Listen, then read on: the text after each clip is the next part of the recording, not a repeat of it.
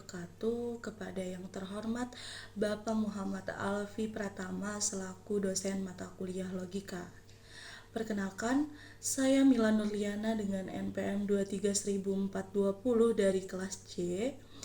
Video ini saya buat untuk memenuhi tugas daripada mata kuliah logika yang dimana saya akan menjelaskan kembali pada tiap-tiap halaman yang telah saya baca dan saya pahami.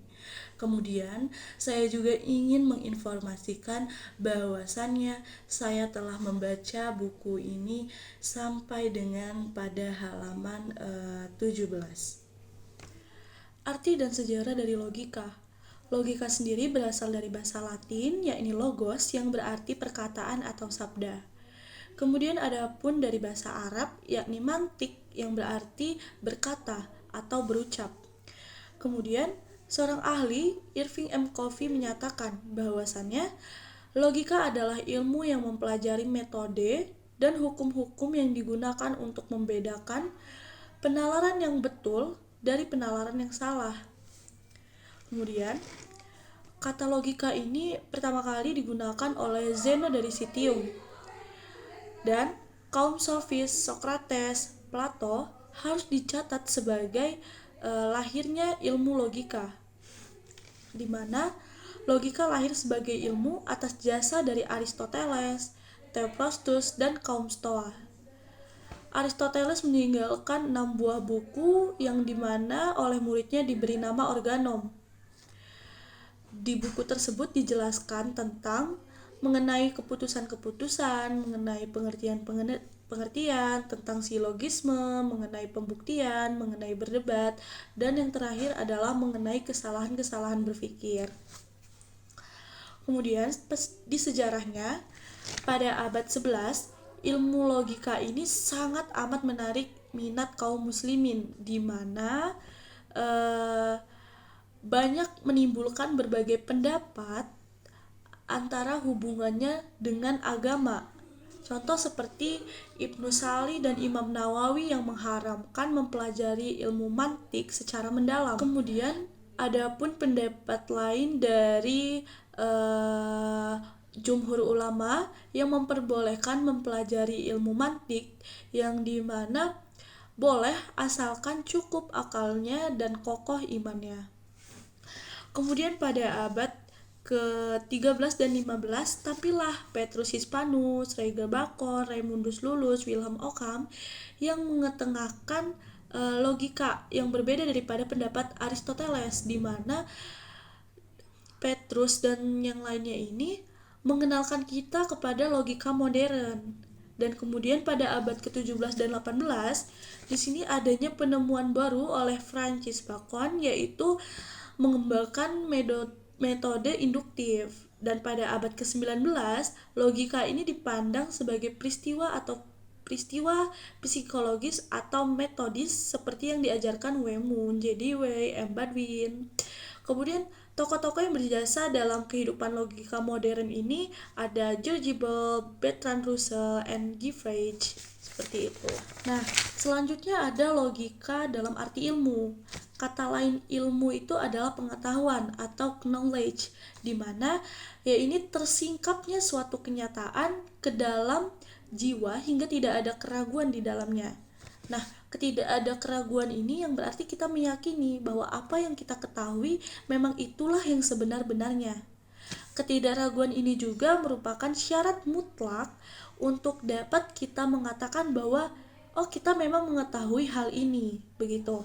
Kemudian logika dalam arti pikiran, di mana ketika kita berpikir tentunya akan sekali banyak pengaruh dari luar, pengaruh dari kelompok lain atau sugesti dari keyakinan, seperti itu.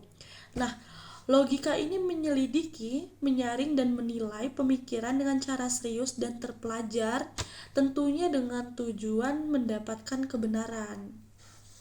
Kemudian ada logika dalam arti benar. Benar pada artinya adalah sesuai pemikiran dengan kenyataan, atau persesuaian, atau tidak adanya pertentangan lagi dari awal hingga akhir. Misalkan kita tahu bahwa 1 ditambah 1 adalah 2, dan itu adalah suatu hal yang memang tidak bisa diperdebatkan lagi. Sudah disepakati bahwa 1 ditambah 1 sama dengan 2. Kemudian ada pun asas pemikiran, di mana asas-asas dari pemikiran logika itu, asas adalah asal dari sesuatu itu. Kapasitas asas adalah mutlak, di mana benar atau salahnya suatu pernyataan itu tergantung pada terlaksana atau tidaknya asas ini. Dalam hal ini tuh ada 3 asas. Yang pertama asas identitas, di mana asas identitas ini adalah dasar dari semua pemikiran, bahkan asas pemikiran yang lain. Seperti itu. Contohnya adalah jika A adalah A, maka tidak akan ada yang lainnya. A adalah A, tetap A, tidak ada B. Seperti itu. Kemudian ada asas kontradiksi, di mana bahwa sesuatu tidak mungkin sama dengan pengakuannya jika kita tidak mengakui itu. Contohnya, hari ini hujan, tidak mungkin hari ini tidak hujan. Begitu. Kemudian ada asas penolakan atau kemungkinan ketiga, di mana ketika kamu belajar logika atau kamu belajar matematika. Nah, seperti itu perumpamaannya. Kemudian ada pun cara mendapatkan kebenaran. Cara mendapatkan kebenaran itu yaitu ada 2 metode, melalui metode induksi dan metode deduksi. Metode induksi adalah cara berpikir untuk menarik kesimpulan yang bersifat umum dari kasus-kasus yang bersifat individual. Contohnya itu induksi, setiap kali hujan jalanan menjadi basah. Oleh karena itu hujan membuat jalanan basah. Kemudian deduksi.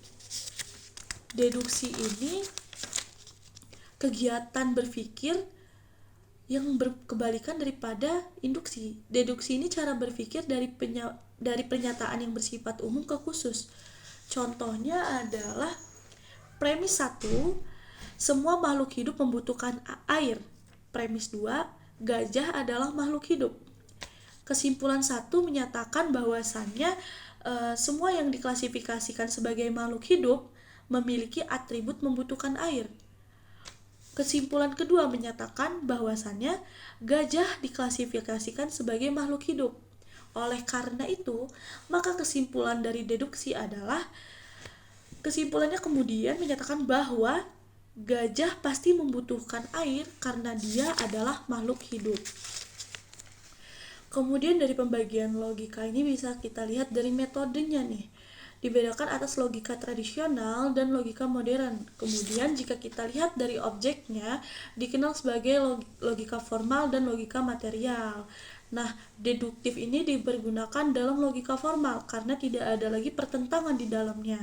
Sedangkan induktif dipergunakan dalam material yang mempelajari dasar-dasar persesuaian pikiran dengan kenyataan. Kemudian, apa sih manfaat dari logika? Tentu saja manfaat dari logika ini mampu membuat manusia dan membantu manusia dalam berpikir lurus, efisien, tepat, dan teratur untuk mendapatkan kebenaran dan menghindari kekeliruan. Saya membaca buku logika dari Mundiri, saya memiliki beberapa pertanyaan, di mana pada halaman keempat di situ dijelaskan bahwasannya logika mengalami masa dekadensinya, dan saya kurang memahami tentang apa itu dekadensinya. Dan yang kedua adalah di mana di beberapa halaman disebutkan adanya proposisi, dan saya juga kurang memahami apa itu proposisi. Mungkin sekian hasil presentasi tugas saya. Dengan demikian saya ucapkan terima kasih. Mohon maaf apabila terdapat tutur kata dan bahasa yang kurang berkenan. Sekian, wassalamualaikum warahmatullahi wabarakatuh.